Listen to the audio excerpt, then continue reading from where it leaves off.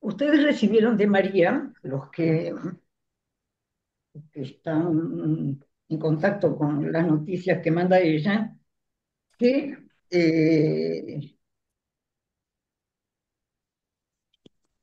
leyeron que yo hice una aclaración en una nota, dos notas de aclaración. Habíamos estado hablando de la letra. En realidad hablamos de muchas cosas, porque estuvimos hablando del niño como criba, que recibe y rechaza, del niño que todavía no habla, y no quedaba claro el lugar de la letra. La letra, y yo quería precisar eso para no fantasear, quería decir que la letra es el resto de las palabras. No es nada original la letra, no es lo escrito la letra. ¿Qué es lo escrito? Las marcas. Las marcas no son la letra. Las marcas son algo inalcanzable absolutamente. Y eso es lo escrito. Lo escrito, como dice Lacan, que no es para ser leído. Lo escrito no es para ser leído. Escritos son las marcas. Y en la medida en que algo de esas marcas pueda pasar al campo de la palabra como algo ahí entre las palabras, como les dije el otro día, cuando algo de esas marcas entra entre las palabras, se asoma. ¿Qué es la letra? Es algo entre lo escrito, las palabras vienen la letra viene después de las palabras, la letra viene después de las palabras, pero como un desprendimiento que ignoramos. Por eso da la impresión de que la letra está entre las palabras y lo escrito. No era lo que yo quería decirles. Yo misma lucho con estas cosas. No son simples. Este es Lacan del 75, lo van a ver hoy muy bien. Por eso traje a Joyce, por eso traje ese tratamiento que hace Joyce, que tapa todo con palabras mezcladas con letras que no tienen sentido. Esa no es la letra de la que hablamos nosotros. Él mezcla idiomas, letras, de todo para tapar cualquier agujero que lo lleve a lo que no sabe de sí. Lo que Joyce hace es una operación de anulación de lo escrito y de lo que de lo escrito puede aparecer, de las, digamos, de las marcas, puede aparecer entre las palabras, como efecto de las palabras, como resto de las palabras, es la letra. Si no tuviéramos eso, no somos psicoanalistas.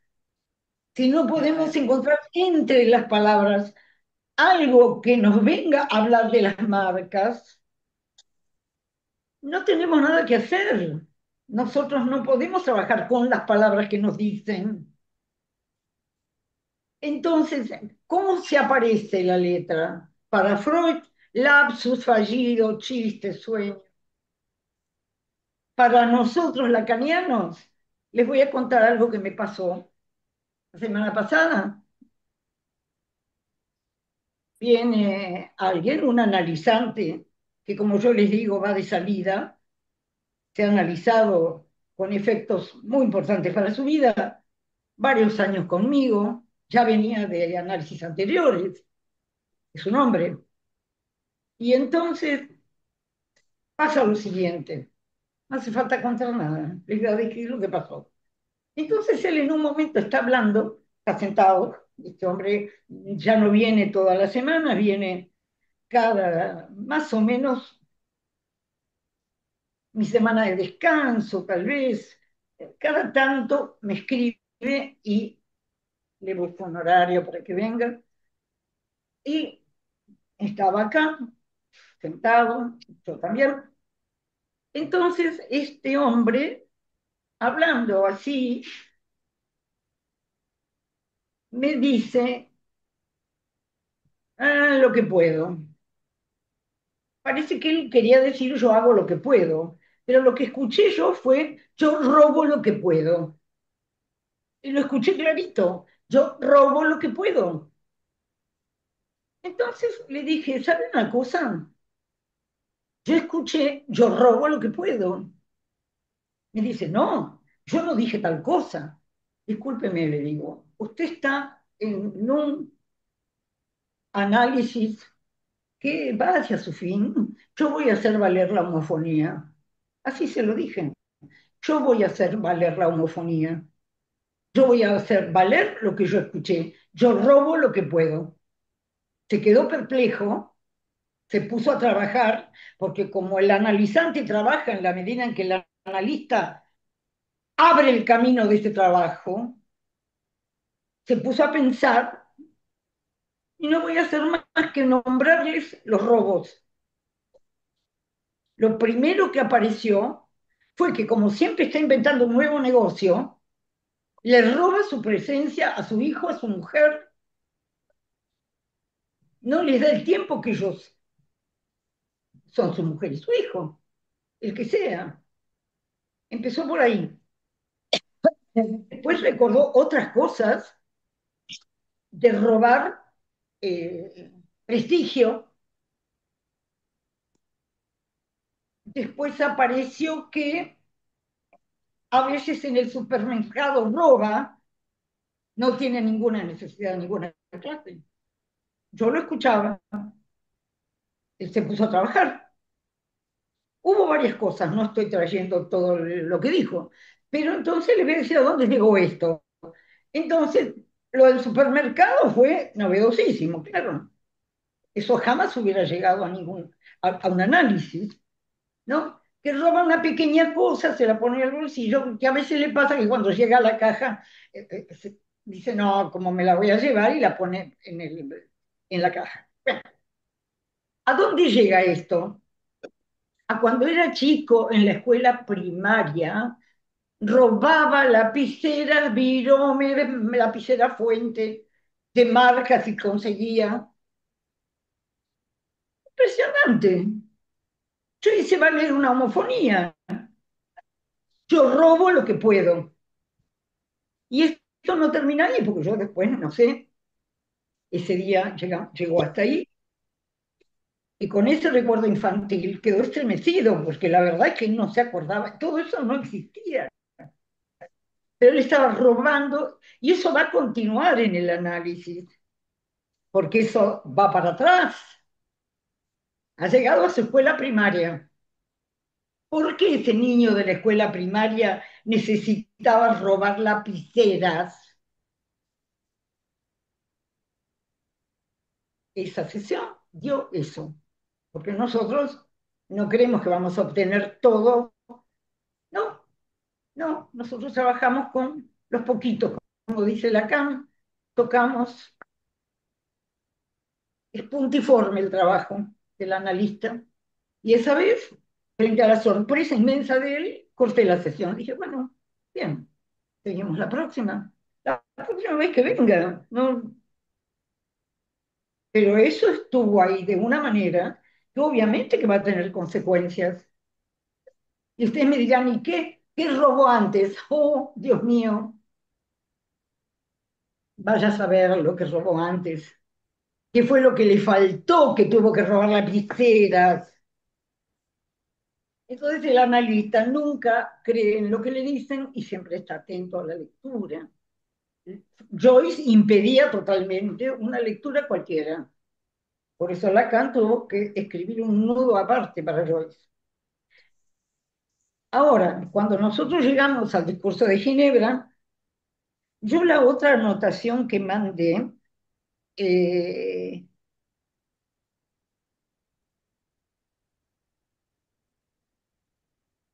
creo que lo anoté acá y creo que es nada más que eso. O sea que lo escrito es lo caído del lenguaje que dejó marca. Tengan en cuenta eso. Lo escrito no es para ser leído. En cambio, ¿por qué Lacan le llama litoral a la letra? litoral del goce. Por esto que acabo de decir, porque las palabras tapan, recubren los modos de gozar. ¿Y cómo apareció la letra acá? Y porque el analista escuchó algo y lo hizo valer. Y otras veces es por un lapsus, un sueño, y ahí es donde aparece el litoral del goce, donde aparece la letra, pero no porque la letra sea anterior a las palabras, porque está metida dentro de las palabras, es efecto de las palabras. ¿Qué pasó para este chico para que fuera a robar lapiceras en la escuela primaria? ¿Qué escuchó? Entonces ahí está el litoral de la letra, efecto de las palabras, que ha oído. Unas se convirtieron en marcas, no tenemos acceso a las marcas, pero lo cierto es que como esas marcas son marcas de voces vivas, entonces cuando el niño empieza a hablar y a conversar y es el dueño de la palabra, vamos a decir, ¿qué es la letra?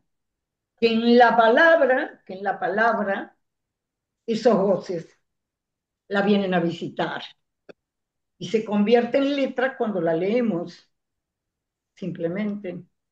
O sea, la letra es el resto de la palabra, a diferencia de la marca. La letra es legible. Legible de esta manera, como yo lo hice el otro día con mi paciente. ¿Mm? Legible porque hay alguien que pasó por un análisis, esa lengua, ese, eso inesperado sucedió dentro del análisis de ustedes, porque si en un análisis no sucede lo inesperado, ¿qué hacemos? Pero eso inesperado lleva esta vía, va hacia ese campo de las marcas totalmente inaccesibles, pero aproxima, como se aproximó este hombre, pero después de muchos años y con efectos muy importantes, porque él era un hombre que fracasaba permanentemente, lo echaban de todos los trabajos y se convierte en un señor con una empresa afianzada, después de muchas cosas que pasaron en el análisis, obviamente.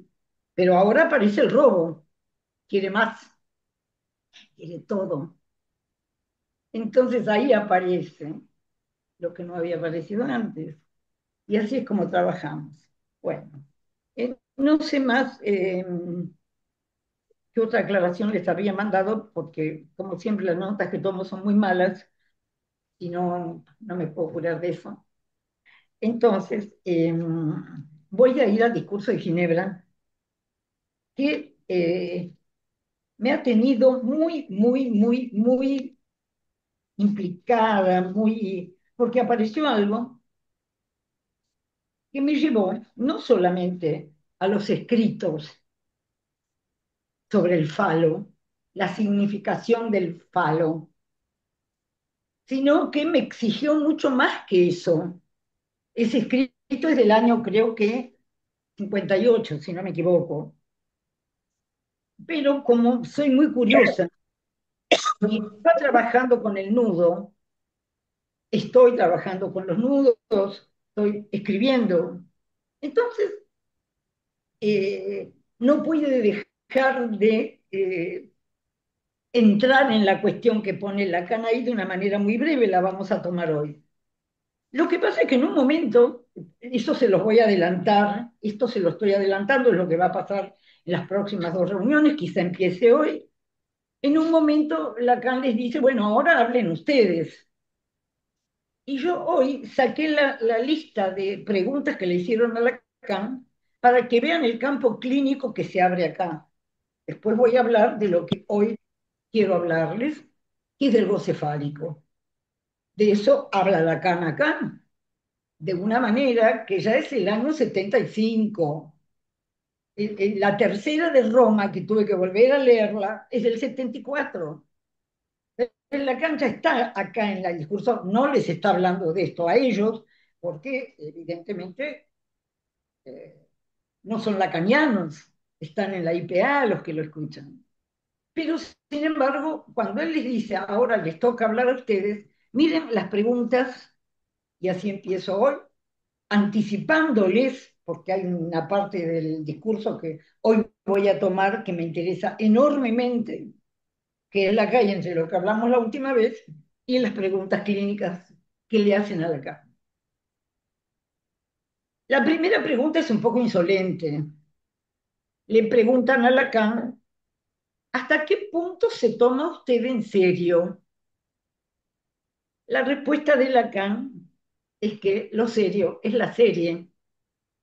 Habla de la matemática, dice que hay series convergentes, divergentes, y que él sencillamente su intento es que su serie sea convergente, es decir, que su serie, lo que va, se va agregando a la serie cada vez a lo largo de su enseñanza. Él va, como lo decimos siempre, él va encontrando sus hongos, va encontrando sus lugares y se van modificando permanentemente.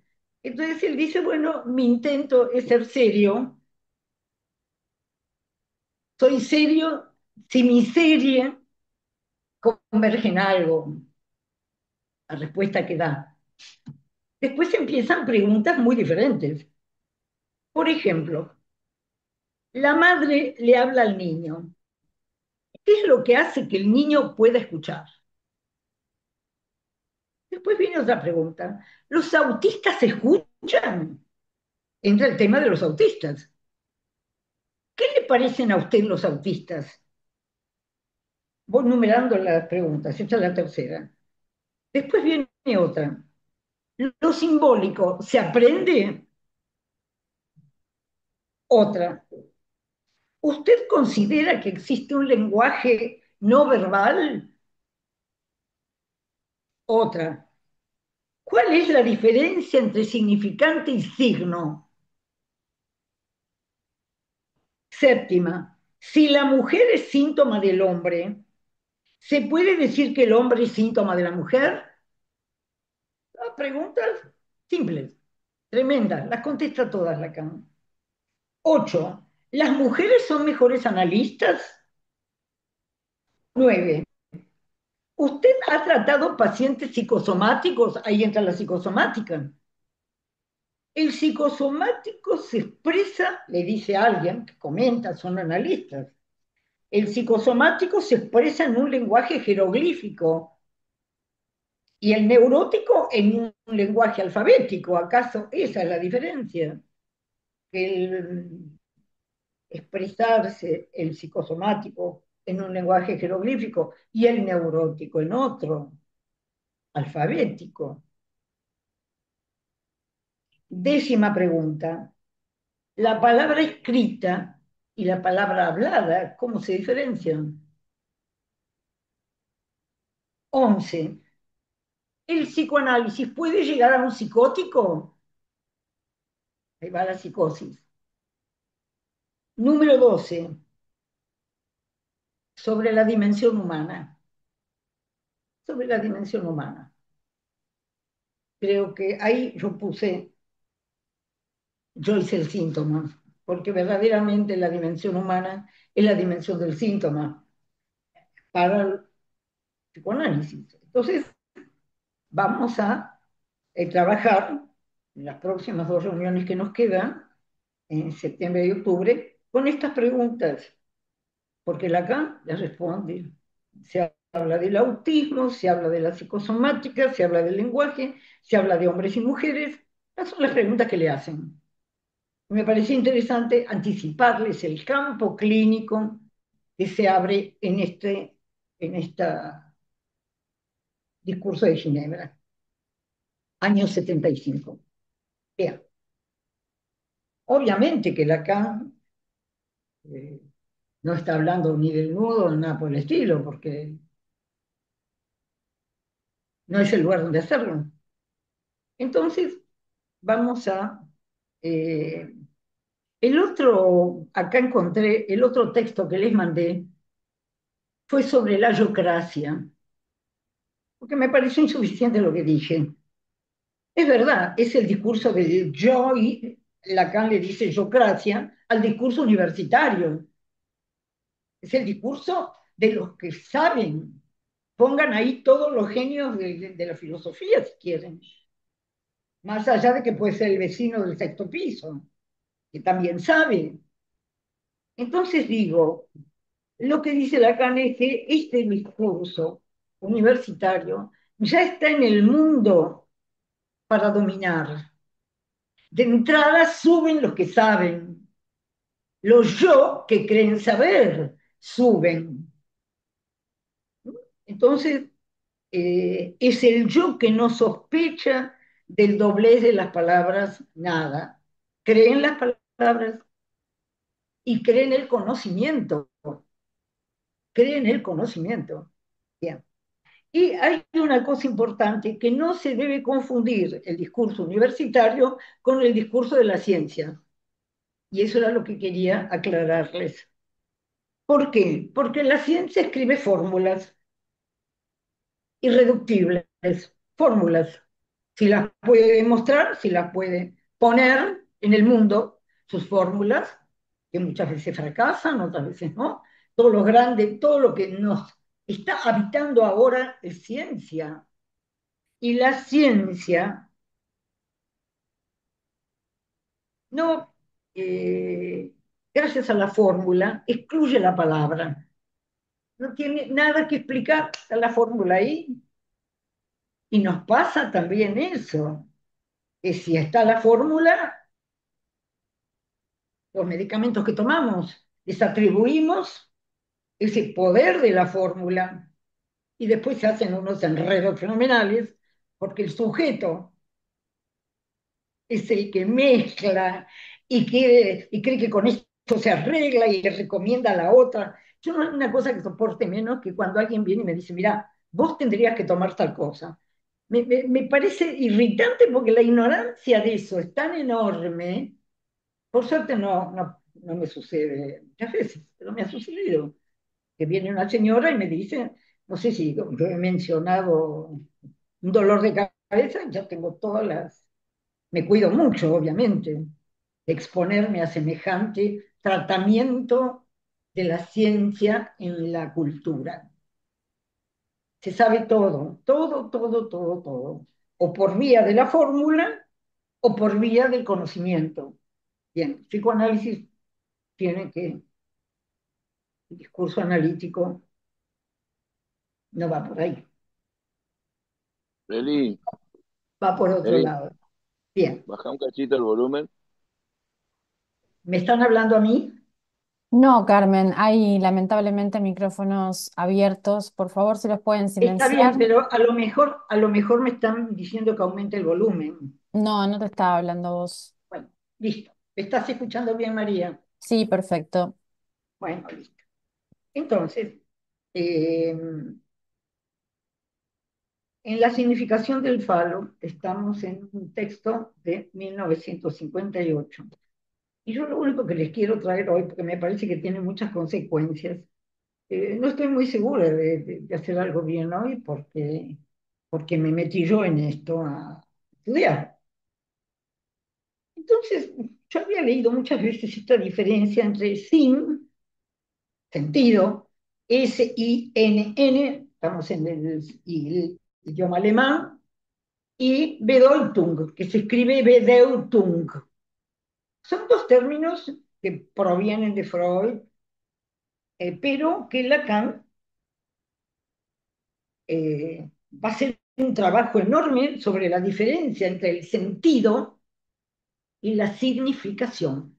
Una cosa es el sentido que tienen las palabras, el que usamos, pero otra cosa es la resonancia, la significación, la Bedeutung que las palabras tienen para cada uno. De modo que esta diferencia es crucial para nosotros. Una cosa es el sentido. Hoy un paciente me exponía, la cosa tenía todo el sentido. Bueno, le digo, sí, hay una parte que tiene sentido y otra que no. Así sencillito. Obviamente que no fue sencillito, es una sesión con alguien que siempre piensa, obsesivo. Y todo el tiempo quiere buscar la solución en su pensamiento. Yo le dije, hay una parte en que su pensamiento no puede nada. No lo va a entender hoy, porque como el trabajo del analista es puntiforme, y este es un análisis de poco tiempo, ¿qué es el puntiforme? Y que es un toque cada vez. Hoy uno se fue con esto. Si me enojo, pierdo, y si no me enojo, también pierdo. Desconcierto total frente a cierta situación. Bien, entonces ustedes hoy van a ubicar en su práctica, ya lo tienen ubicado, hoy le ponemos esta lectura, el sentido que el sujeto le atribuye y la Bedeutung, es decir, qué le pasa a él con lo que está hablando. Eso es la Bedeutung. Esas palabras que traen efecto de esas palabras es la letra.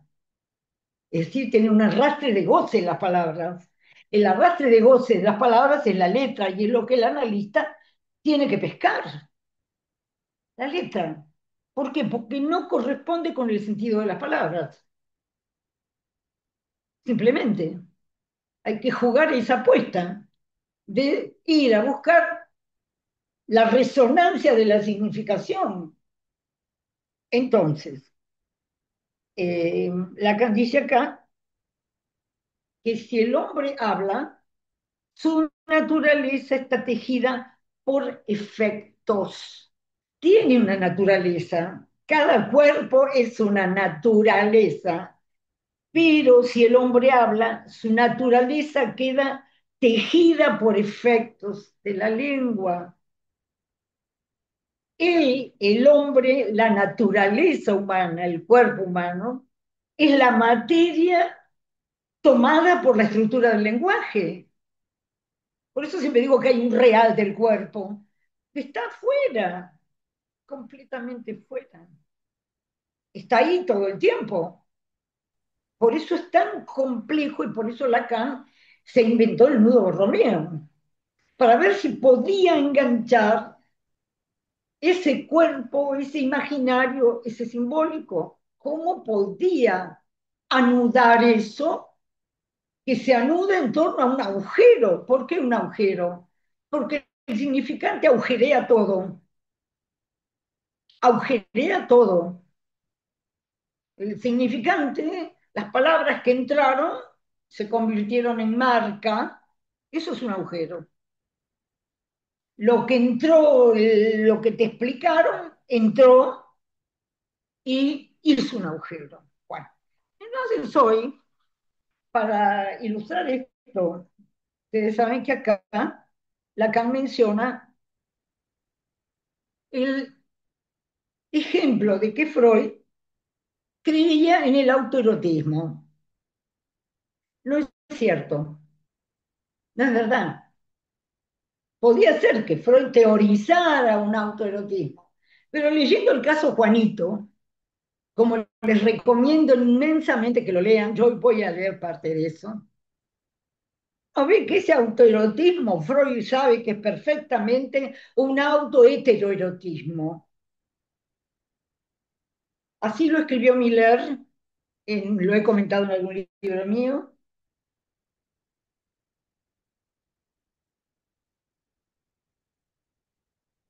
el autoheteroerotismo. ¿De qué se trata? Lacan acá se va a servir de esto para decir que el falo es una función. Le quita el peso, la carga imaginaria del falo imaginario. Y en ese texto del 58 es el falo simbólico en el sentido de que es una función. Dice Lacan, no es el órgano, ni es una fantasía, ni es un objeto interno bueno o malo. Dice que, miren cómo lo define al goce fálico, le pone una barra a todo lo que significa. Le pone una barra a todo lo que significa. Es decir, todo lo que escapa. al sentido es la Bedeutung, o sea, la significación de goce para cada uno. Ahora vamos a hablar del pequeño Hans, porque Lacan acá eh, habla de un niño y dice, recuerden porque lo hablamos, por donde ha pasado el agua del lenguaje, como dijo la otra vez, y Lacan me explica acá, dice, es ajeno a toda actividad reflexiva. Ese pensamiento que atraviesa al niño es Bedeutung, es ajeno a toda actividad reflexiva, todavía no habla. Entonces, Hans, dice Lacan, ante sus primeras erecciones se espanta. Las erecciones son verificables, pero no los goces insoportables que lo van a llevar a la fobia. Entonces Freud va a hacer una distinción muy precisa entre la angustia y la fobia. Y como nosotros somos practicantes del psicoanálisis, eh, yo voy a leer Juanito acá, porque es impresionante lo que pasa con Juanito. Y uno, si no lo lee el texto de Freud, y ustedes como saben, eh, los leemos poco. Yo por suerte, como descubrí a Freud antes que a Lacan, eh, esos casos me interesaron mucho, todos los casos de Freud, algunos más que otros. Entonces, el interés de Juanito, ahora estoy en el texto de Freud, está en el volumen 2 de Ballesteros, de, de los textos que suelen tener ustedes, que son más jóvenes que yo, no lo tengo, ni me interesó nunca la versión de Amor Roto, me gustó siempre la de Ballesteros, y no solamente a mí. Entonces, yo tengo acá el análisis de la fobia de un niño de 5 años, es un texto de Freud de 1909 y no es un niño que trató Freud. El papá hablaba con Freud y seguía las instrucciones de Freud. Y Freud armaba algo, pero no era su paciente, Hans. Era el hijo de un señor muy preocupado por las cosas que le pasaban a su hijo.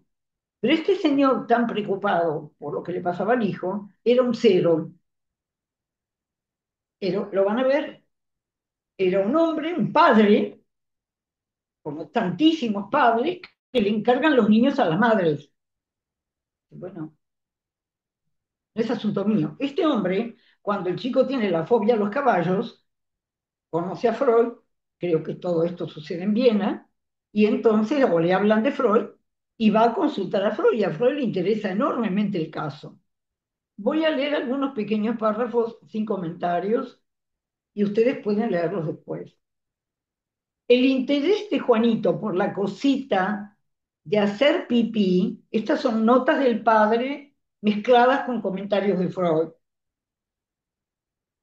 El interés de Juanito por la cosita de hacer pipí no es exclusivamente teórico. Como era de esperar, lo incitaba también tocarse el pene. Dice acá el tocamiento del miembro. Entonces, teniendo 3 años y medio, 3 años y medio,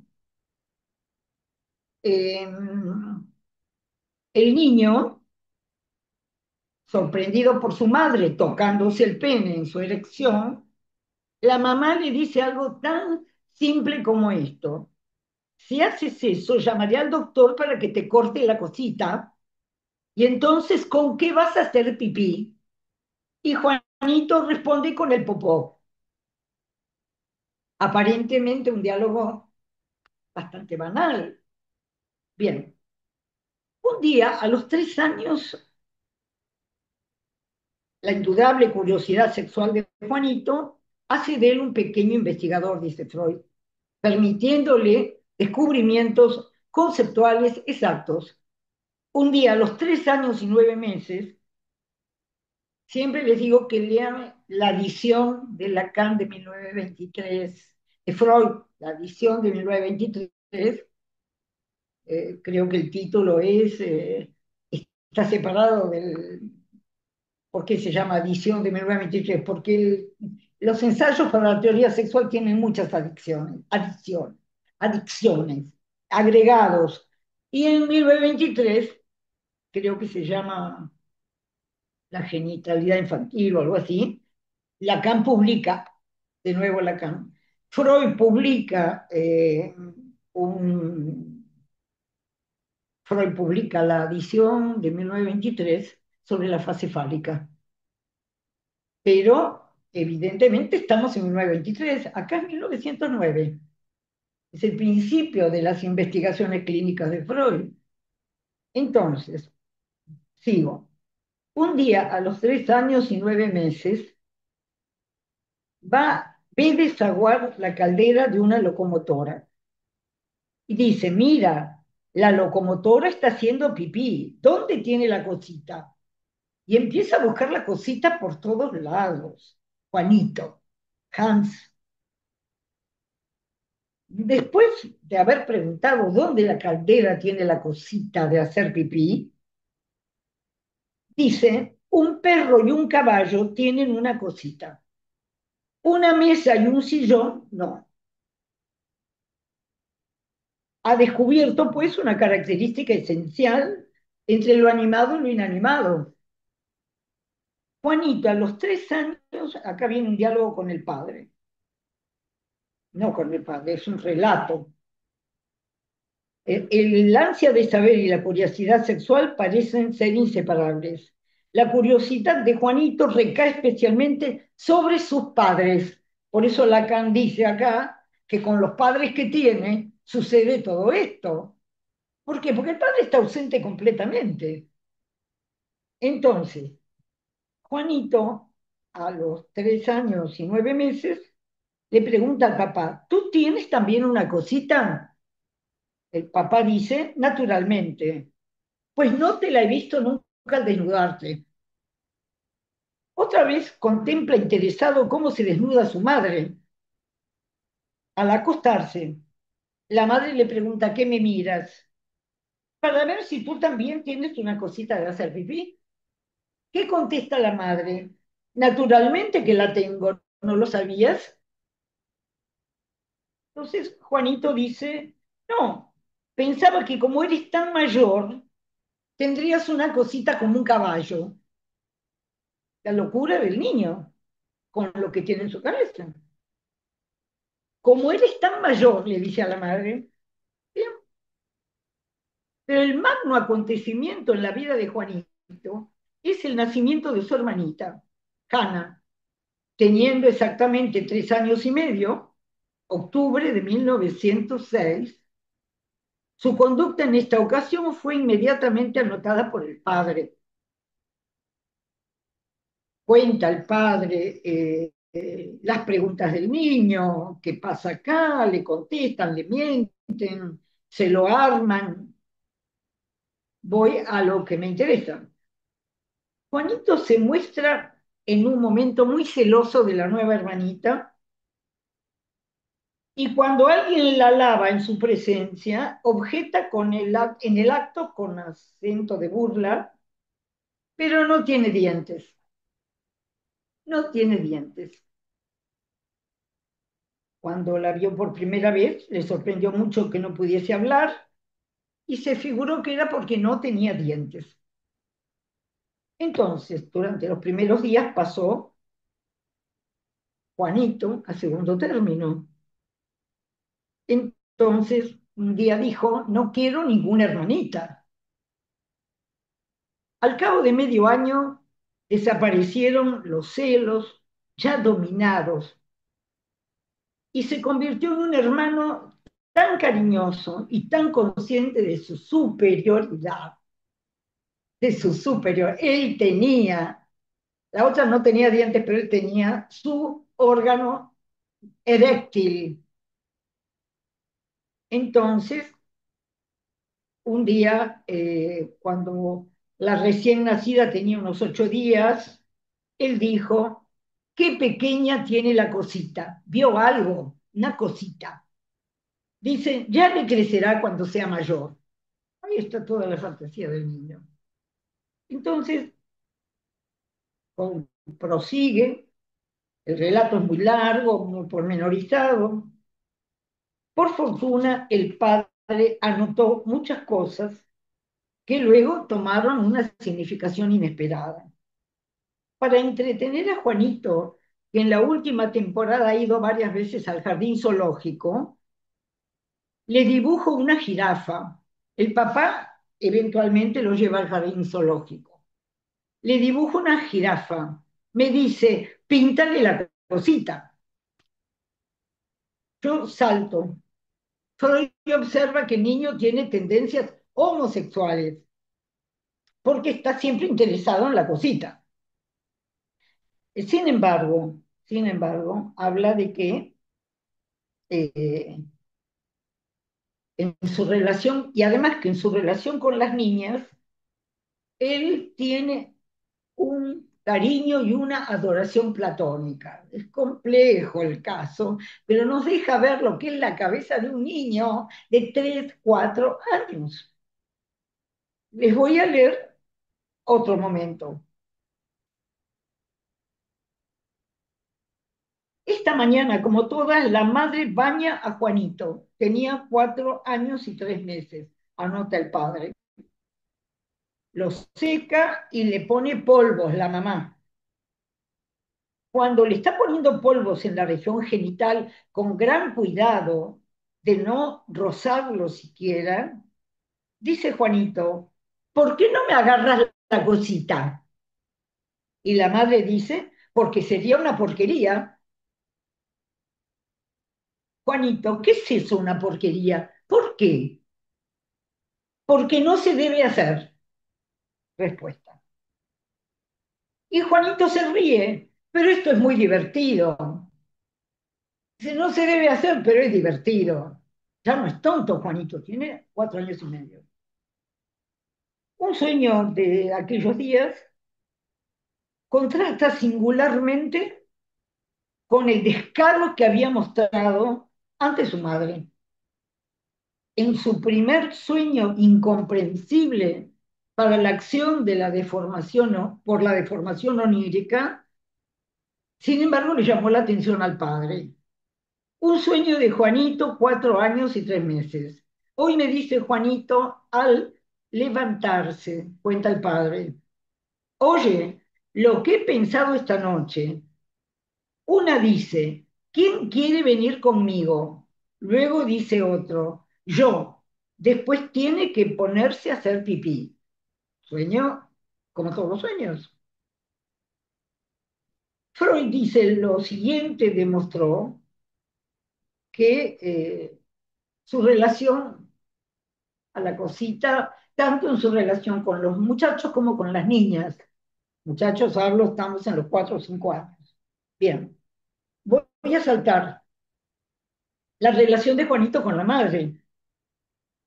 Juanito se levanta llorando, interrogado por su madre sobre las causas del llanto, dice, mientras Doña he pensado que te había ido y que no tenía ya una mamá que me acariciase. Empieza a aparecer un erotismo inmenso entre la madre y el hijo. La madre se hace la rigurosa, pero es totalmente cómplice de esto que le pasa a Juanito. Lo deja dormir en la cama con ella, por lo pronto, lo acaricia, lo busca, no al padre de Juanito, sino a Juanito. Entonces, dice, podría leer mucho más, el 7 de enero Juanito sale con su niñera, como de costumbre, para ir a pasear por el parque. Pero una vez en la calle se pone a llorar y pide que lo vuelvan a su casa, pues quiere que su madre lo mime. Al regresar, después de mucho resistir, confiesa a su madre la causa de sus temores. Tenía miedo de que me mordiese un caballo. Ahí empieza la fobia. Entonces, realmente su intranquilidad subió de punto a la vista de un caballo. Por la noche tuvo un acceso semejante al del día anterior, con ansiosa demanda de mimos por parte de la madre. Intentaron calmarle y dijo llorando, ya sé que mañana tendré que salir otra vez de paseo. El caballo entrará en mi cuarto. Ese mismo día preguntó su madre si cuando estaba en la cama se agarraba la cosita. Respondió, sí, todas las noches, cuando estoy acostado. Tengo esa práctica de masturbarme desde día. Al día siguiente, 9 de enero, antes de acostarlo a dormir la siesta, se le advierte que no debe tocarse para nada la cosita. Interrogado sobre ello al despertar, confiesa que se le ha agarrado un poquito. Tal sería, pues, el principio de la angustia y la fobia. Observamos, dice Freud, que existen motivos bastantes para considerarlas por separado a la angustia y a la fobia. Dice que las tentativas de seducción de que Juanito hace objeto a su madre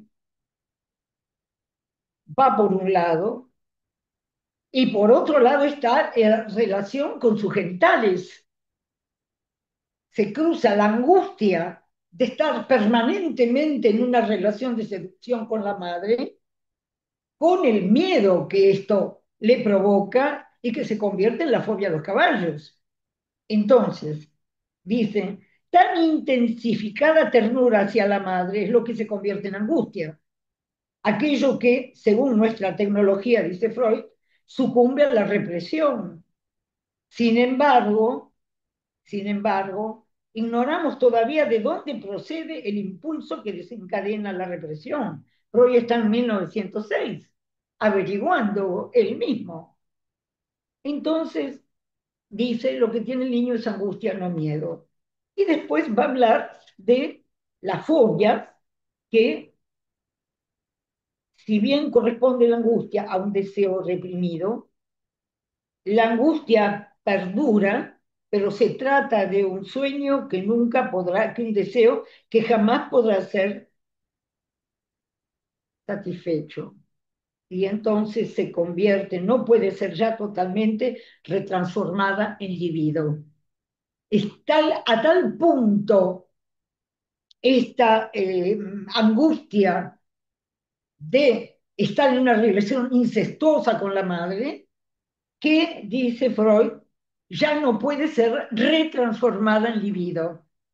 Eso se corta, o sea, eso ya no es posible, este erotismo con la madre. Se presenta como una amenaza para él. Y ahí es donde entra lo que Lacan habla en, yo voy a llegar hasta acá porque me es suficiente. Y cuando Lacan la conferencia de Ginebra sobre el síntoma va a trabajar sobre esta cuestión de Juanito. Bien, a ver si la encuentro. Estaba tan metida con esto y con la tercera que no me acordé de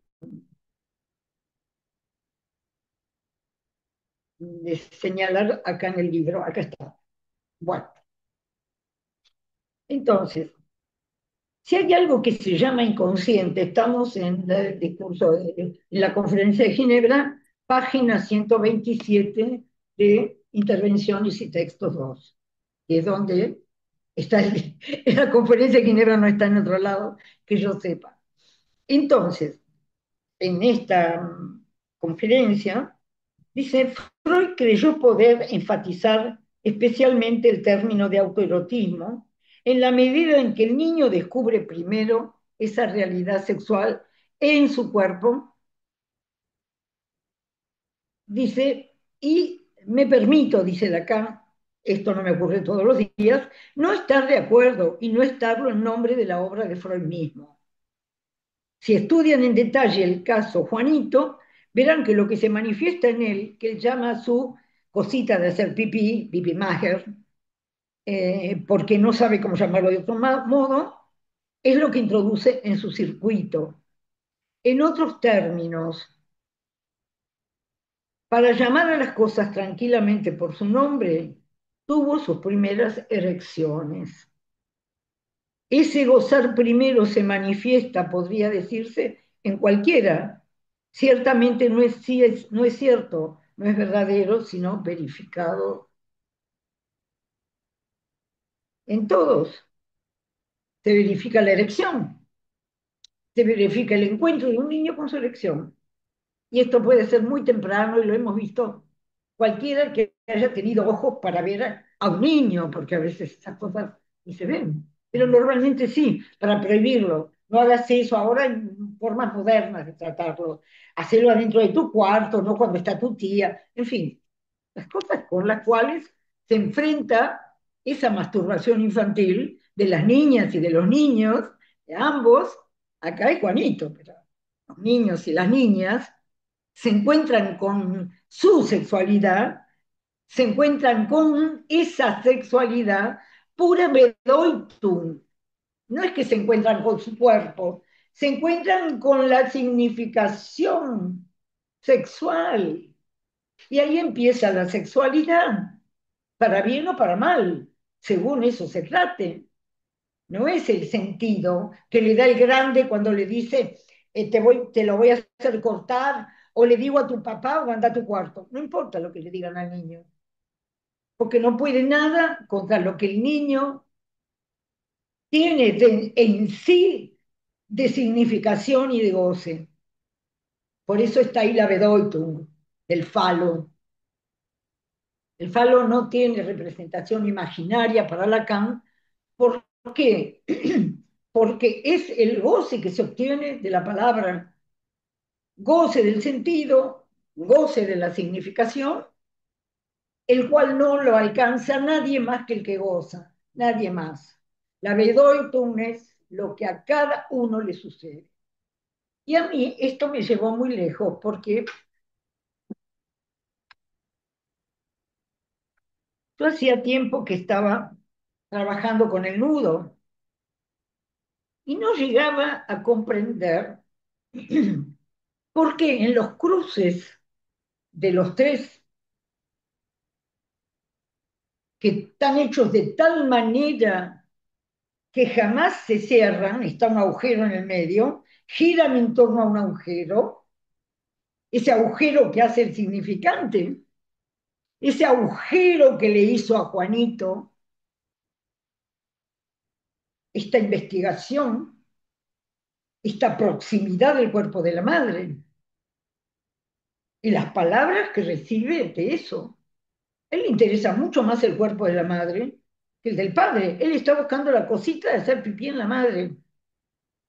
Y la madre, ya vimos cómo contradice su propio erotismo con palabras, palabras con mucho sentido. Viene el doctor, te la corta, etcétera, pero la Bedoitum pasa por otro lado, entre la madre y el niño. ¿Qué goza la madre? Yo no lo sé. ¿Qué gozó el niño? Tampoco. Pero no hay ninguna duda de que ahí cada uno encontraba su satisfacción, la madre y el niño, pero no la misma, porque la Bedoitum es de uno solo. ¿Eh?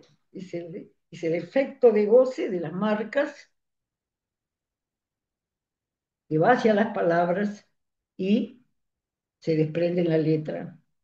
Entonces, yo leo, muchas veces lo he leído, sin llegar a comprender por qué Lacan, cuando arma el nudo, dice, escribe, pueden verlo en la tercera, están los dibujos. En ese mismo librito está la tercera, que es del 74, y este texto es del 75. En el mismo librito, Intervenciones y Textos, tienen la tercera de Roma.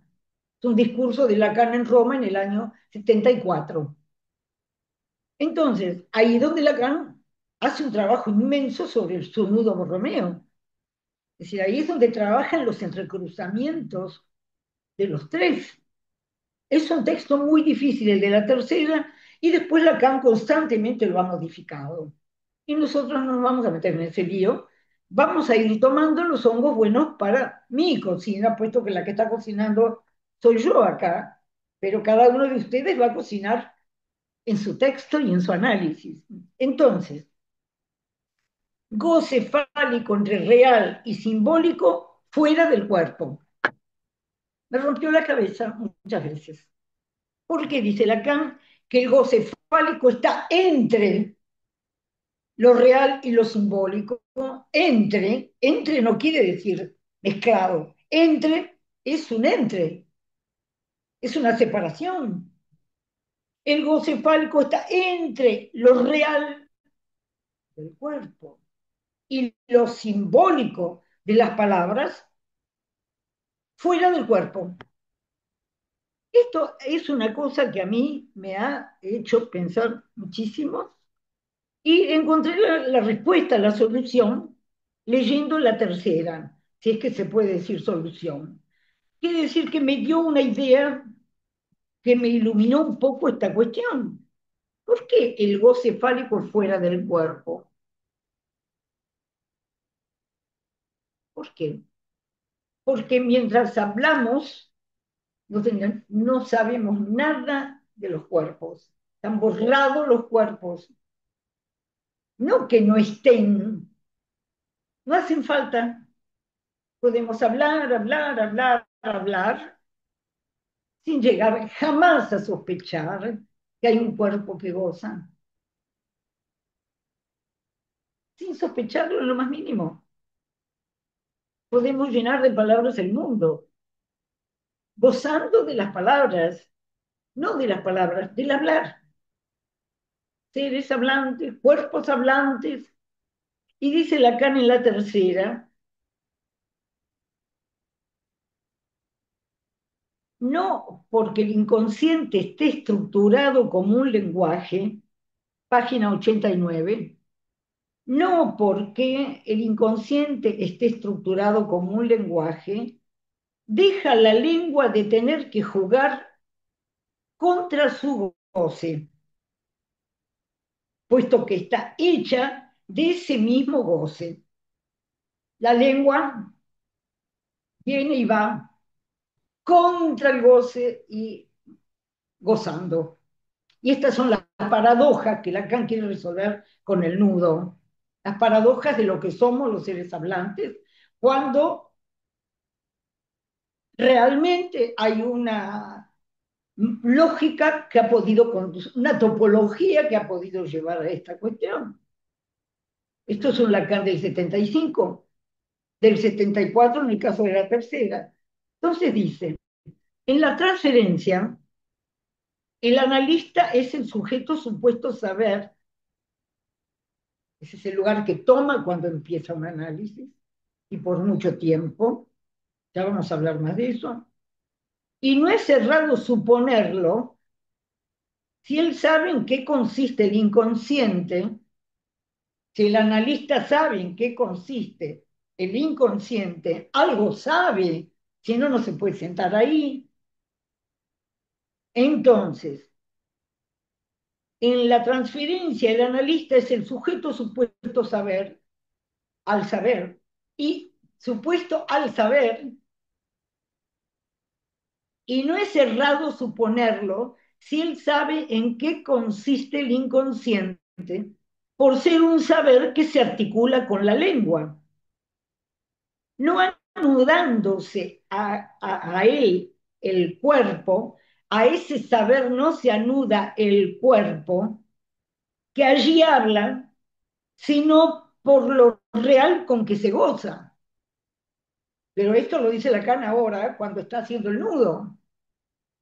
Resulta que hablando ignoramos el cuerpo y mucho más que gozamos porque tenemos un cuerpo. Por eso decía hoy Freud, lo que le pasaba a Juanito. Cuando ya no pudo libidinizar es decir, dejar entrar en el campo amoroso sus fuegos eróticos, le cayó la prohibición encima. ¿Cómo le cayó? No lo sé. Pero hay un día en que un niño le dice algo que interrumpe ese goce con el miedo. Ahí está la fobia.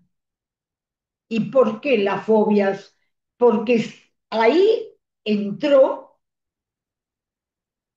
lo que puso en cuestión goce, pero lo puso en cuestión de manera radical, porque Juanito empezó a tener terror a los caballos, los imaginaba piafantes, corcoveando. Hay un momento donde el caballo, él imagina que se cae al suelo, está espiando los caballos todo el tiempo desde la ventana. Entonces digo, si recuerdo bien, pero digo, eh, goce fálico entre sin y bedeutung. Y para Juanito todo es significación, porque es su goce el que está cuestionado, es su modo de gozar el que no puede ser absorbido en la libido amorosa con la madre. Está prohibido, viene el otro con mayúscula a interferir con la inocencia de la madre, no la de Juanito. Juanito está interrogando esto permanentemente. Entonces,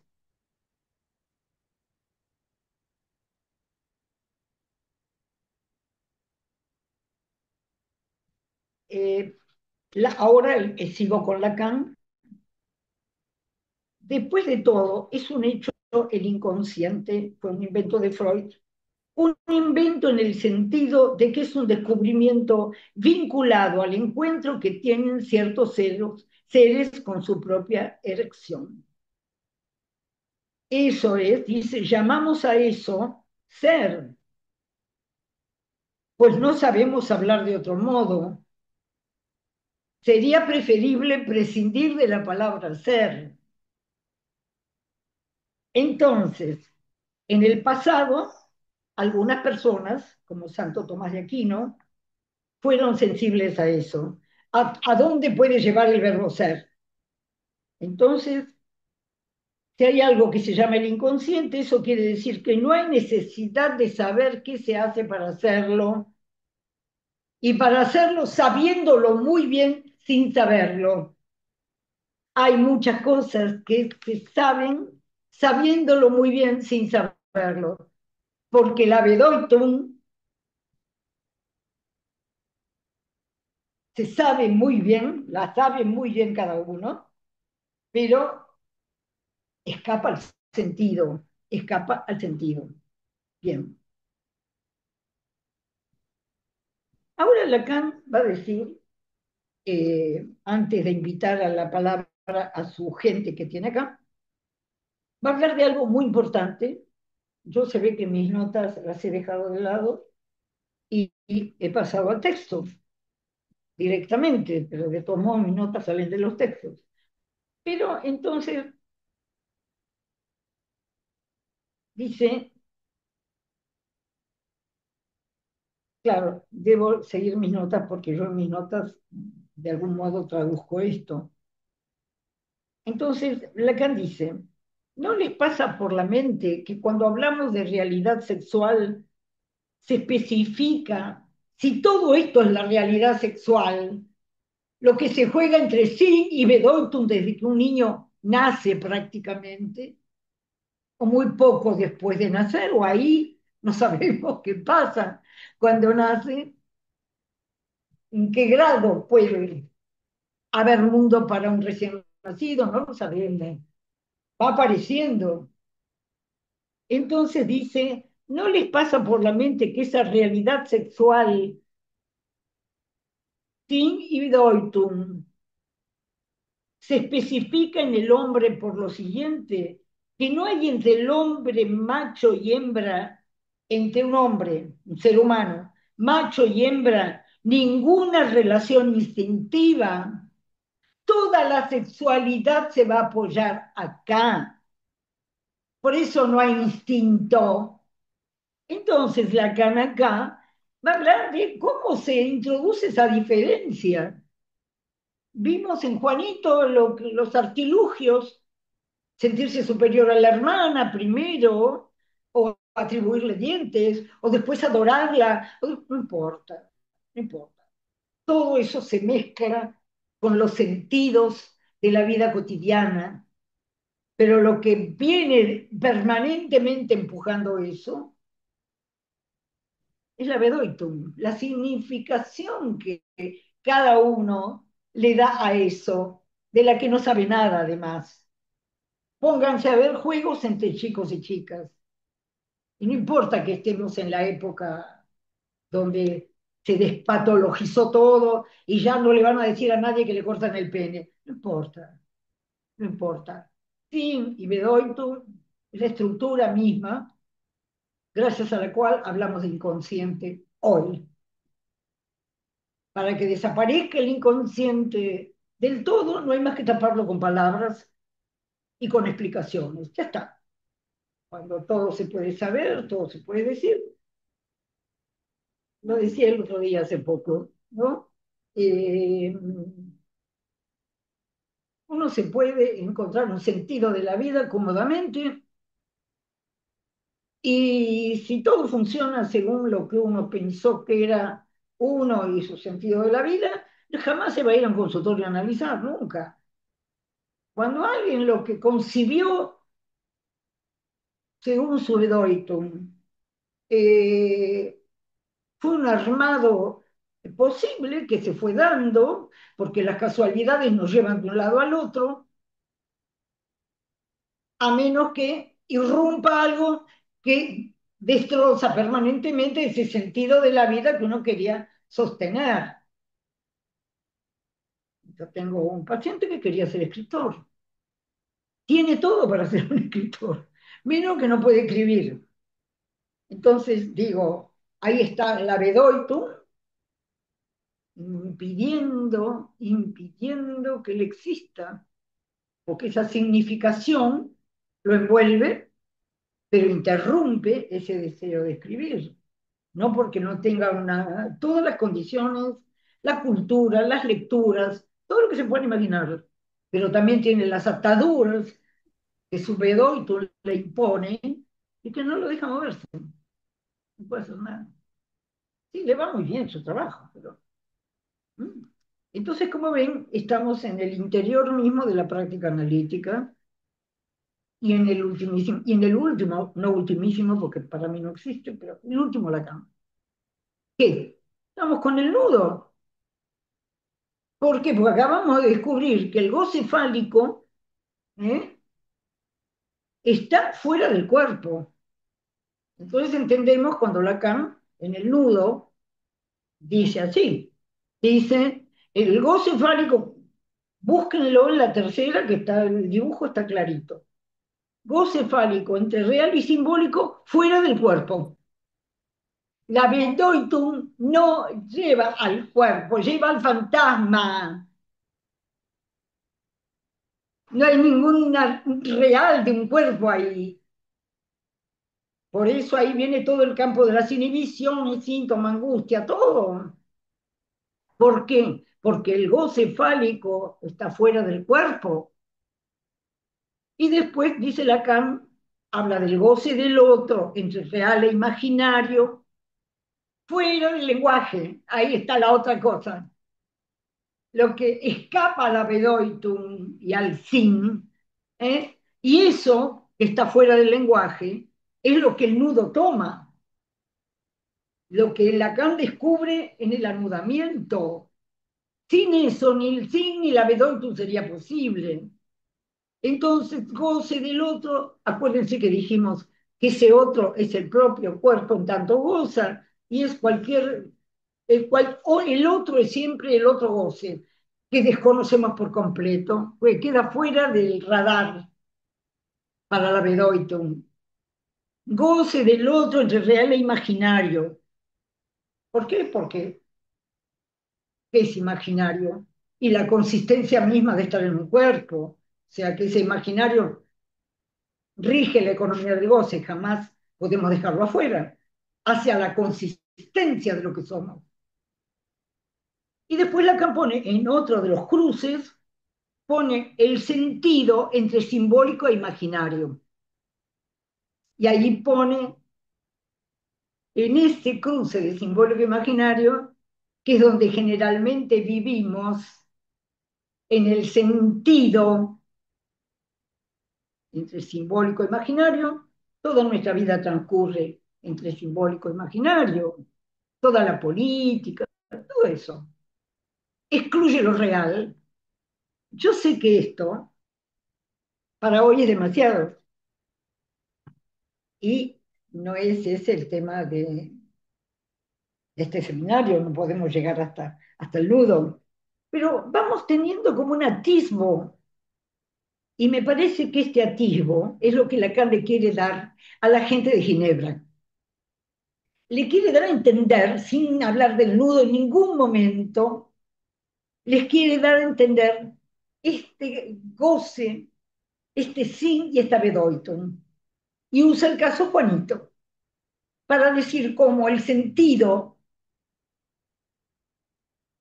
de las palabras, mirá, nene, te la voy a cortar, o va a venir el doctor, no tiene nada que ver con la significación que este goce tenía ni para la madre ni para el hijo. Podían ignorar todo, salvo que tomó un volumen para Juanito, este erotismo con la madre, que entró un corte ahí, la fobia. Apareció el caballo amenazante, porque Juanito, cuando le decían que se le iban a cortar, algo hizo con eso. Ahí estaba la Bedoitum afectada, o era parte de la significación que se le fue construyendo, al punto que aparece el caballo, la amenaza, el caballo me va a morder, después viene la jirafa, después viene la jirafa arrugada de la cual habla Lacan. Lacan trae el caso Juanito muchas veces, porque es tan significativo para el psicoanálisis. ¿Mm?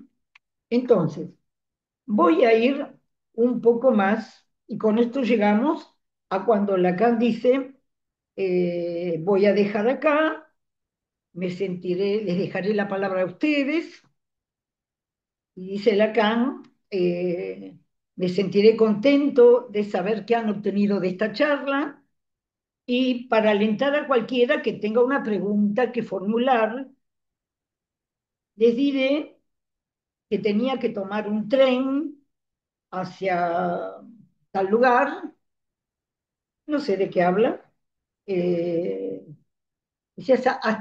hacia Lausana. No me acuerdo el nombre genuino de la palabra me lo olvidé, está cerca de Ginebra, o es la capital de Ginebra, no sé, no puedo decirlo. Pero Lacan dice, ahora pueden preguntar.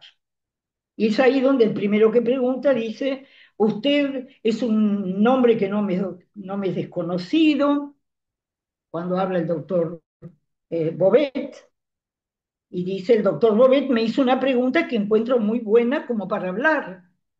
¿Hasta qué punto se toma usted en serio?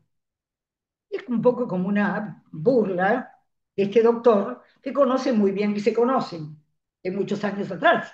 Lacan fue expulsado de la IPA. ¿Eh? Bien, entonces, tengo 10 minutos. Entonces, voy a decir lo más importante, porque Lacan acaba de decir que la realidad sexual se especifica en el hombre por el hecho de que no hay entre el hombre macho y la hembra ninguna relación instintiva. ¿Qué, qué es lo que hace que nada, que todo hombre, para designar al hombre mediante lo que le va bastante bien, dado que se imagina naturalmente que sabe lo que es el hombre, que todo hombre no es para satisfacer a toda mujer? Y sin embargo, en el campo de la animal, suceden otras cosas. en el campo humano, no todo hombre no es apto para satisfacer a toda mujer, lo que efectivamente parece ser la regla en lo que atañe a los animales. Entonces, el hombre es necesario que se contente con soñar a la mujer, que el hombre se contente con esa adecuación, ¿eh? que esa realidad sexual sería como necesario ese encuentro. No, no es necesario, es contingente. Entonces, dice el hombre, pues se puede hablar del hombre, es necesario que se contente con soñar la mujer, tiene que contentarse con soñar con ello, porque es totalmente seguro que no solo no satisface a toda mujer, sino que la mujer no existe, o sea, la que satisfaría a todos los hombres, esa es la que no existe. No existe la mujer que le iría bien a todos los hombres. ¿Y quiénes son los hombres? Los que tienen que hacerse cargo de su cosita de hacer pipí, que tienen que hacer cargo de que tienen un órgano y de que ese órgano, ¿cómo lo satisface? Si tiene una serie de prohibiciones. La vedódon puede seguir unida a la madre, pero si la fobia no se presenta, se transforma. La B2 se transforma permanentemente. Si no hay un análisis, cada hombre vive según su significación fálica. Cualquiera de los que se dice hombre. Dejemos de lado, vamos a decir los que se dicen hombres. No importa, tienen el falo, el pene, no lo tienen, no importa, no importa. Porque ahí tenemos todo el campo de la fantasmática sexual. Entonces, el hombre que se contente con soñar que hay una mujer para él, pero va a ser una. Puede ser una hoy, otra mañana, otra después, pero no todas nunca. Entonces, entonces, tiene que contentarse con soñar. No solo no satisface a toda mujer, sino que la mujer no existe. Hay mujeres, pero la mujer es un sueño del hombre. Y ha habido todas épocas románticas, etcétera, de la mujer eterna y todos esos cuentos que ha habido por ahí. Entonces, no en balde solo se satisface con una, estoy leyendo el texto, no en balde solo se satisface con una o incluso con varias mujeres. Esto se debe que si se acuesta con una es porque no tiene ganas de las otras. También se puede acostar con varias, esto ahora es bastante frecuente. Digo, varios al mismo tiempo, ¿no? Los swingers practican esas cosas. Bueno, entonces, dice, la mujer se define por ser la no toda, la no toda. Esto llega más lejos aún y no surge del hombre, contrariamente a lo que creen las feministas, sino de ellas mismas, a saber que ellas no se prestan a la generalización. Es muy cierto, las mujeres no nos prestamos a la generalización. No nos gusta en absoluto ninguna generalización. Queremos ser una. Todo el ruido que hay, ¿por qué? Porque cuando yo era pequeña, hace muchos años, las mujeres, según la religión, los cultos, las creencias, la historia de cada familia, teníamos reglas para ser mujeres. Bueno, eso ya evidentemente era todo mentira, como se comprobaba por los resultados. Ahora, no solo no hay la mujer se define por ser no toda, ellas mismas son no todas. a saber que ellas no se prestan a la generalización, a saber que ellas incluso no se prestan a la generalización falocéntrica, es decir, ni siquiera la mujer que se llama fálica, que quiere saber todo, que quiere equipararse al supuesto hombre en la potencia. Hay mucho de eso, evidentemente que sí, estar en competencia con los hombres. Sin embargo, dice Lacan, ni siquiera se prestan a la generalización falocéntrica, ni siquiera se prestan a esa generalización. Tú eres todo, no, o yo soy toda, no. Y son mujeres en algún lado, es no toda. Y se dice mujer, en algún lugar, es no toda. No tienen más que observar el mundo que los rodea. Bueno, no dije que la mujer es un objeto para el hombre, muy por el contrario. Dije que era algo con lo que nunca sabe arreglárselas. Bueno, este es el Lacan un poco provocador, está hablando de Ginebra. Entonces está diciendo que es algo, una mujer es algo con lo que un hombre nunca sabe arreglárselas. Jamás deja de meter la pata al abordar a cualquiera de ellas. ¿Cuándo vieron que un hombre no vacile cuando va a conquistar a una mujer? ¿Cuándo vieron que una mujer no trate de acomodarse si le interesa a ese hombre? Todo el juego que conocemos. Entonces Lacan dice, el hombre jamás deja de meter la pata al abordar a cualquiera de ellas, o bien porque se engañó, porque no era lo que creía, o bien porque era justamente esa que le hacía falta. Es muy increíble. Es verdad, a un hombre tanto le molesta cuando se engaña con respecto a una mujer, como le molesta cuando encuentra que se encontró con alguien que verdaderamente tiene algo para él, un lugar, toma un lugar para él que lo inquieta mucho. ¿Por qué? Porque ahí van a pasar cosas, van a acontecer. Esto sucede en la contingencia del amor. Entonces dice, jamás se percata de nada de lo que le pasa con una mujer, sino a precu, después, después se entera. Y ya lo sabemos todos. Al principio nos enamoramos, hay atracción, lo que sea, pero nunca sabemos esa contingencia a dónde nos va a llevar. Voy a terminar. La Canaca ya eh, dice que el próximo asunto, que seguramente es el nudo Romea, es el sintón, dice seguramente, quizá me hará revisar todo. Bueno, no pido nada mejor que tomar lo que me traiga mi nueva búsqueda.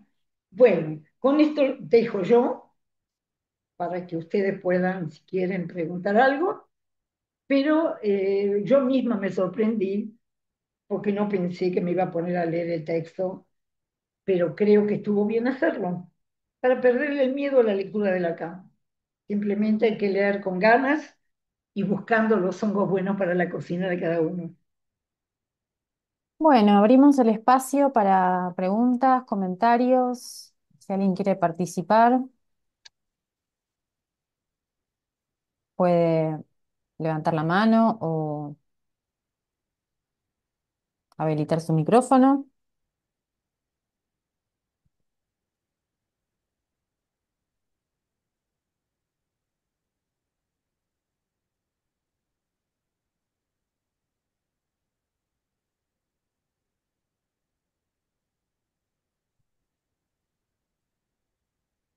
Sí, Marcela Goodman, adelante. Sí, espera que encuentro, sí.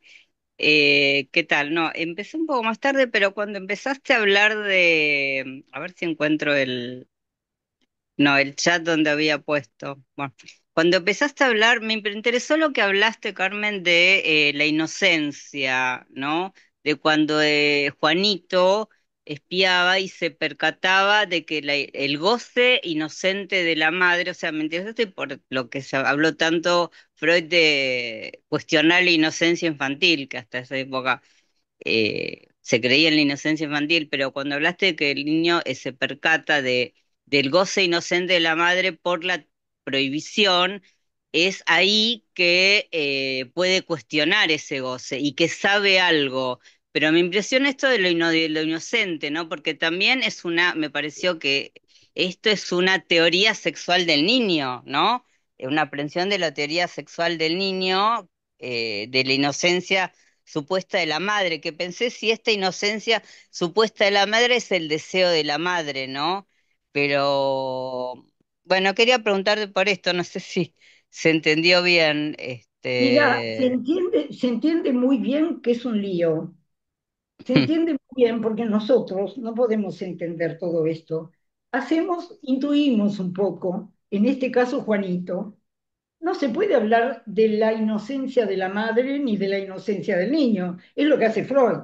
En un esquema judío, religioso, como era o católico, como era la Alemania, o protestante, como era la Alemania de ese tiempo, y creo que sigue siendo, porque esto de las creencias está siempre eh, por debajo.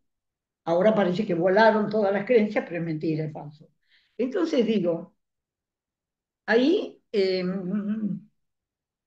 yo no diría, Juanito es ni no inocente ni inocente. Ahora que el mundo, la cultura creía que los niños estaban a salvo de la sexualidad, eso tenés toda la razón del mundo. El mundo, por eso un señor, Lo White, escribió que Freud estaba corrompiendo las bases de la civilización europea. ¿Por qué? Porque ponía en cuestión la sexualidad infantil. Y si ustedes leen los tres ensayos, primero está el primer ensayo, es el que dice Freud, 1905, que el objeto sexual para un ser humano puede ser cualquiera. Ahora lo podemos decir, depende de la Bedeutung, es decir, de cómo entra la significación sexual en un niño. Entonces, de ahí, ese es el único fundamento de la sexualidad humana. Entonces, de ahí que viene, cada uno arma su sentido de la vida y de la sexualidad y de la castidad y de no sé qué. Si es según la creencia, esa es la inocencia. Creer que eso está escrito de alguna forma. Se sabe cómo tiene que ser. ¿Qué hace Freud? Es romper eso simplemente. Entonces ahí es donde todo el mundo abre los ojos, el que quiere leer a Freud, y todos los casos freudianos están mostrando claramente que la sexualidad empieza en la entrada de un niño al mundo de las palabras, simplemente. ¿Y qué pasa? ¿Cómo entra? ¿No? Es decir, yo tuve un paciente, ya terminó su análisis, muy bien, creo que alguna vez lo mencioné, un homosexual judío. ¿Y cómo esa marca de lo judío que prohíbe la homosexualidad trabajaba en él, hasta que algo de eso se pudo hacer, palabra y letra, análisis. Es decir, llegó a un punto del análisis donde soñó que estaba en la cámara de gas en el momento que le tocaba a él entrar en la cámara de gas. Entonces, eso es la Bedeutung, es lo que cada uno se arma con lo que oye. Entonces, para nosotros el tema de la inocencia está excluido. No es inocente la madre, no es inocente el niño. Lo que es inocente es el sentido de las palabras. La madre puede encarnar el deber, Y a Juanito no lo paraba nadie. Juanito, le dijeron, te la vamos a cortar. Bueno, no importa, ¿no? Juanito, pero de golpe Juanito queda tomado por la fobia. Lo alcanza la culpa. Por eso Juanito es un caso paradigmático, porque en la cultura, si pertenecemos a una cultura, la pregunta es si te alcanzó la culpa en algún lado. Si no, no te vas a analizar, nunca. Por eso Lacan dice en la ética, si no hay culpa, no hay análisis.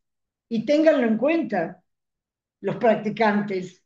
Si no hay culpa, si no hay una falta con respecto a un deber, si esa Bedoitum no te hizo culpable, ¿ante quién?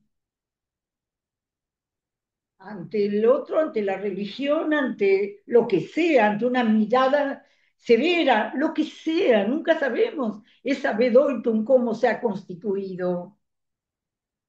Y tu pregunta está muy bien, porque la inocencia para el psicoanálisis está descartada.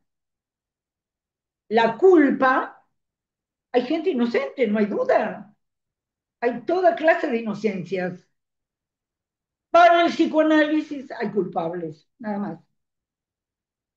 Hay culpables porque en algún momento vieron caer sobre su goce ese agujero de un significante que dijo, es un agujero, no se puede escapar a eso, porque me cuesta mucho pensarlo a mí, y a ustedes seguramente también.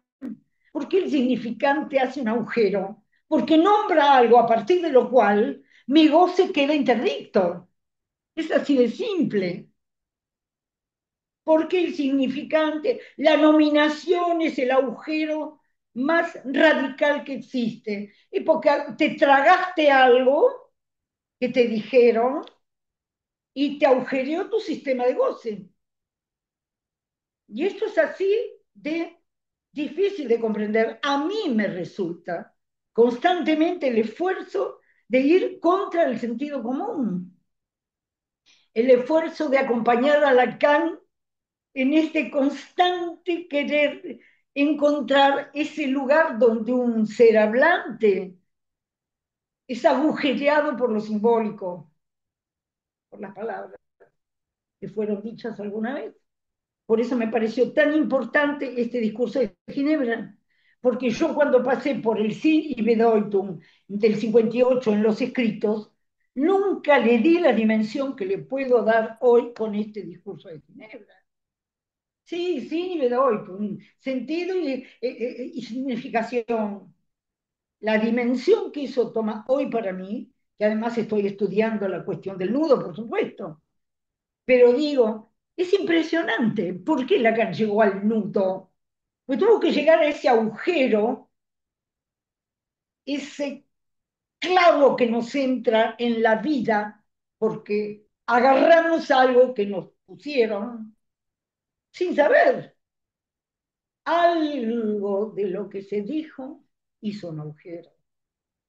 Y ahí es ese agujero en torno al cual se generan los síntomas, porque ese agujero nos hace fatalmente culpables. Dice algo de lo que no podemos escapar bajo cualquiera de las formas clínicas que se les ocurra. Algo vino a destruir cualquier predicción, cualquier significado, cualquier creencia, vino a tocar ¿dónde? En la raíz del goce, en el goce de los cuerpos. Por eso hay que hacer un nudo y poner real, simbólico, imaginario y encontrar todo ese cruce constante de los tres. Pero el agujero es insalvable. Todo empezó con ese agujero. Cada vida humana empieza cuando algo del lenguaje tomó un cuerpo hablante. Bedoitum o una psicosis, una destrucción. Eso que entró, ¿qué hizo con nosotros? Eso se sabe después. Eso se sabe en el consultorio del analista. Eso se sabe en el hospital psiquiátrico. Eso se sabe por la calle cuando aparecen los que uno dice, este está loco. Bueno, muy bien. Suspendo acá mi Gracias. respuesta. Eh, Gracias por preguntar porque me dan ocasión de ir un poquito más lejos. Así que Bueno, anímense a preguntar. Alejandra Borla. Hola, Alejandra. Hola, ¿cómo está Carmen? Sí, Qué gusto verte. bueno, qué gusto, Alejandra, que estés ahí. ¿Qué tal? Sí, estoy con problemas de internet, así que bueno, si en algo de lo que se cortó mi pregunta está ya respondida, pido disculpas. Para empezar, me encantó todo lo que dijiste, pero sobre todo me encantó que me permitió escuchar a Juanito de otra manera, ¿no? Y en esa otra manera, la palabra que se me vino inmediatamente es candor, ¿no? El candor de Juanito. En esa falta de pudor para hablar de lo que le pasa, que si se toca, que si la mamá, que si le gusta, que, ¿no? Entonces, esa ausencia de pudor es lo que me llamó la atención, aunque parezca tonto, uno dice los chicos son, no, los chicos no siempre son así, y menos a partir de los 3 años, o sea, cuando ya algo opera de la prohibición, aparece precisamente como indicador ese pudor respecto al cuerpo, a su satisfacción. Entonces yo pensaba, bueno, de alguna manera esa interdicción viene de la madre, ¿no? Es ella la que dice, te llevo al doctor, o sea, te separo de mí llevándote al doctor o te lo corto, que es otra vida. Entonces me preguntaba, ¿esa interdicción es diferente viniendo de la madre que del padre? Y lo que se sigue de esa pregunta para mí es, si es diferente, ¿de qué hablamos cuando hablamos de función paterna, despegada del padre? ¿No?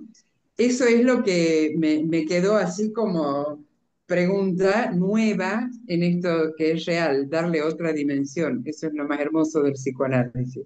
Es, ¿no? Un libro inacabado.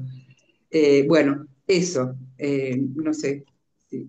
Está muy buena tu pregunta porque el candor de Juanito eh, es algo que él sostener, defender su goce, defender su Bedeutung, hasta que, no sé si te respondo tal cual todo lo que me dijiste, pero vamos al padre.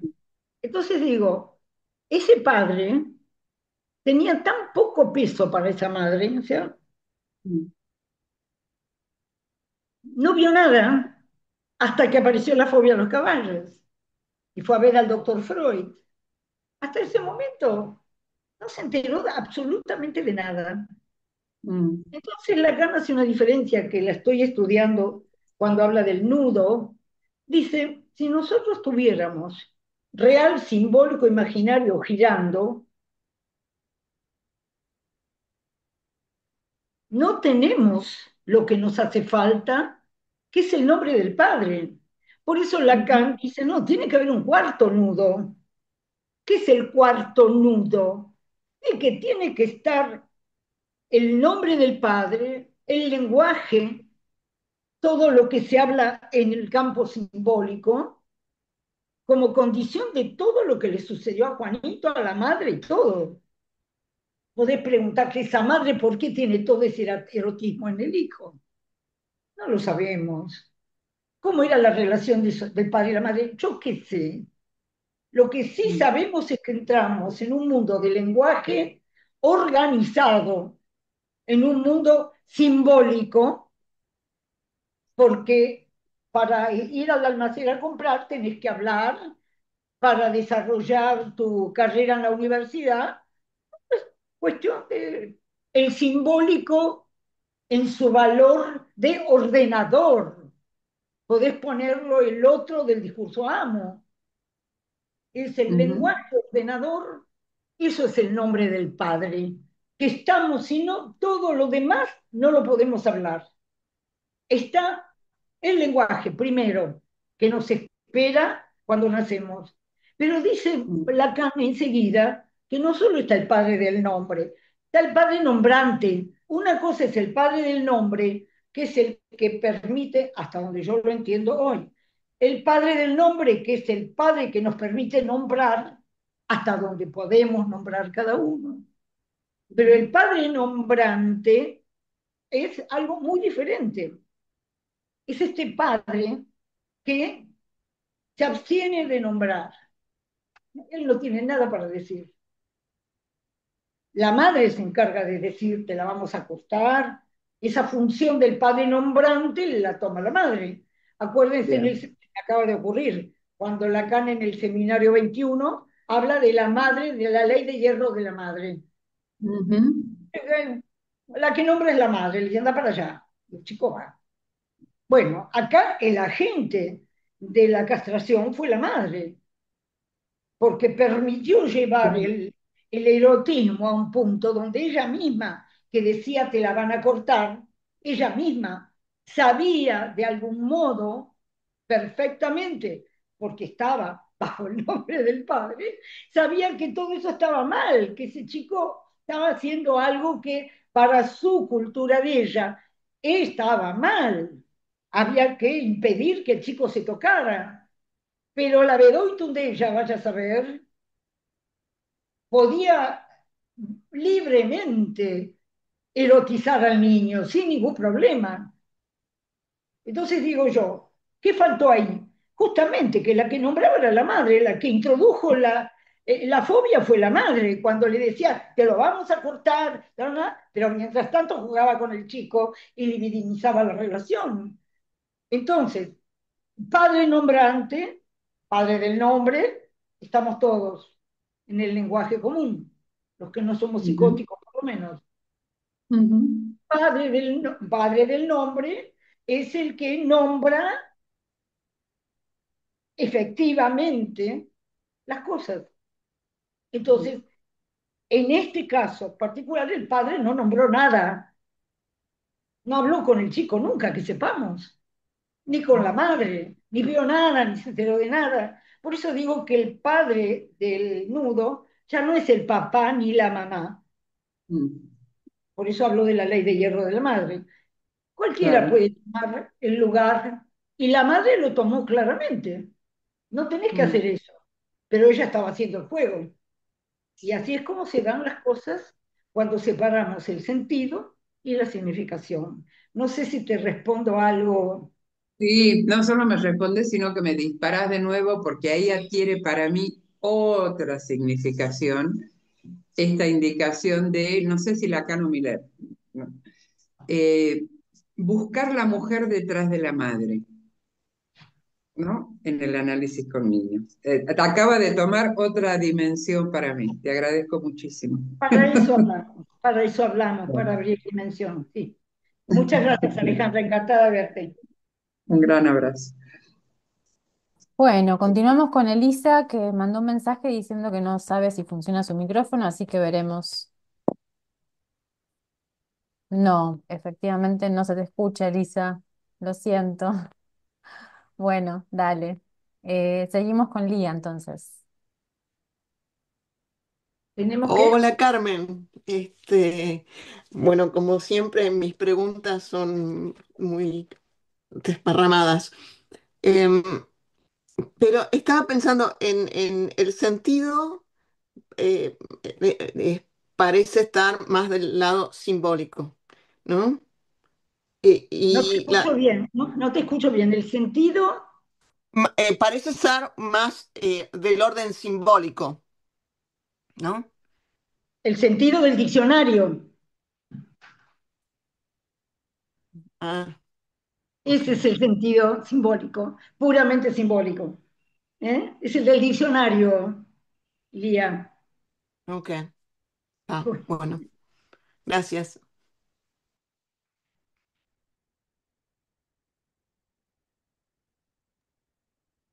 Bueno, no hay nadie más con la mano levantada. No sé si Bueno, hay alguien más que quiera participar o dejamos acá. yo creo que, yo creo que podemos terminar. Hemos hecho un trabajo enorme hoy, enorme. Por lo menos es lo que yo me parece. Me parece que que hemos entrado en cuestiones muy difíciles y que por las preguntas de ustedes está, estamos haciendo un trabajo orientado todos acá, todos los que participamos del seminario. Así que bueno, les agradezco mucho eh, que me acompañen en esta búsqueda mía. ¿Eh? Lo que pasa es que yo le decía a alguien el otro día, cuando yo comprendo algo o estudio o leo, me gusta transmitirlo. Y esto me ha pasado toda la vida. Conté el otro día en una entrevista que yo leía, tenía un grupo de Freud cuando yo no sabía nada, no sabía leer. Y entonces esto es lo que me lleva cuando mi lectura me lo permite, quiero transmitirlo. Y a ustedes tengo que agradecerles porque me acompañan, o sea, me permiten esta transmisión. Bueno, les mando un abrazo a todos, ¿eh? Adiós. Gracias. Gracias.